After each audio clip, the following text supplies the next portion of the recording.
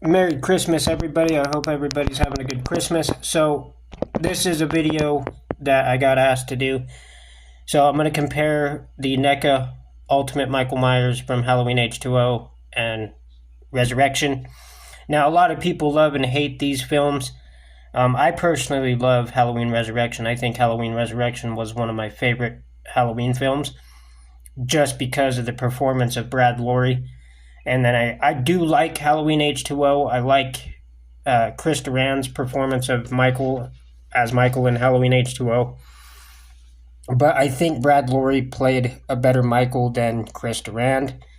I don't really like how you can see his eyes in the mask in H2O. Yeah, you can see his eyes in Resurrection, but he had like black makeup around his eyes to make him a little darker. The bodies are good. I do like the thickness of the bodies. Like I said, I'm still waiting to get my Halloween 6 Michael Myers back. They just reused a lot of the newer parts when they made the Halloween 6 Michael Myers. So I do like the newer body sculpts. I like the thicker legs, the bigger arms, the better body. But I have to if I had to choose one out of H2O and Resurrection, I'd have to choose Resurrection.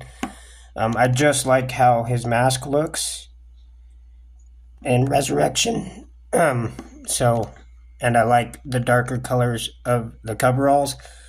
And like I said, I think a lot of people just don't really, like I said, a lot of people love and hate H2O and Resurrection. The only reason why I don't like Halloween Resurrection is because of Busta Rhymes. That dude cannot act worth a shit. I like his music. But nobody ever really talks about the actors who played Michael Myers in Halloween H2O or Halloween Resurrection. So you had Chris Durand play him in Halloween H2O. And then you had Brad Lorre play him in Halloween Resurrection. And I think Brad Lorre takes it better than Chris Durand, but I just like how like the one arm pull up that he does in H2O was badass, and then I liked how he stabbed the one dude and picked him up in H2O. That was a good kill.